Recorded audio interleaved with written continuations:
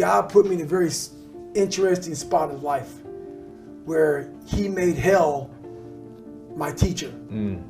He made hell my teacher. And a lot of people don't understand that. So I'm trying to give people a different thought process of life where failure, hell, disappointment, discomfort is a great learning tool. And many people don't understand that.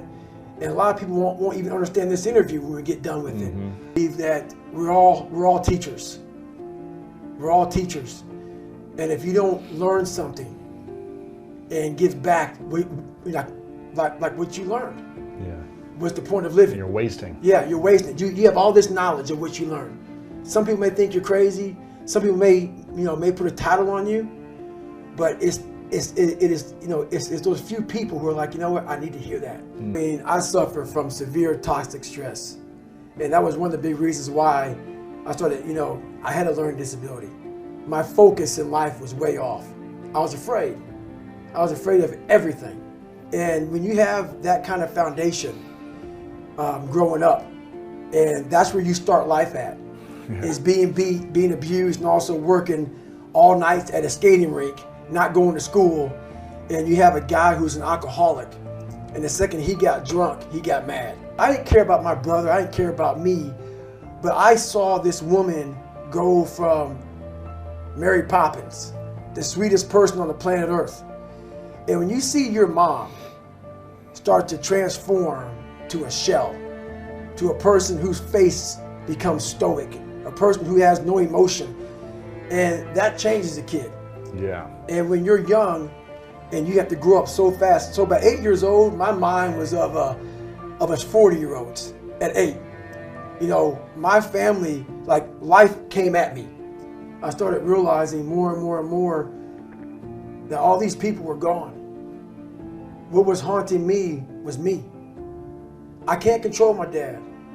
I can't control the people calling me nigger. I can't control all these things, but they were things that kept me down.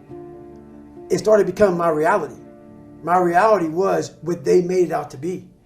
And I became the most important conversation you'll ever have with your life, in your life, is when you have yourself. And my conversation was absolutely horrifying. But what I did as a young kid is I observed everybody.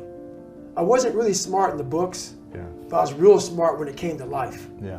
And I was able to sit back and watch her mistakes. I was able to see how she struggled through life and how I don't want to struggle through life. And I was able to see she never picked me up. The biggest thing she did for me, and this is the honest to God truth, and she doesn't even know she did it. When I would bust my ass, when I would fail, when I was at the bottom of the sewer, she never picked me up.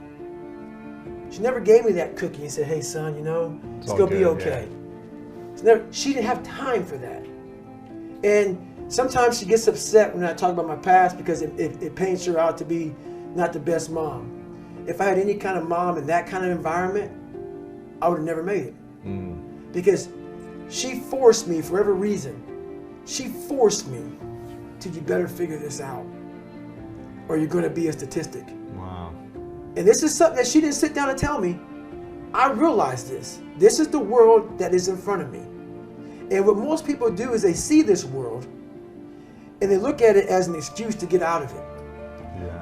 I started looking at it as this is the ultimate training ground for the rest of my life.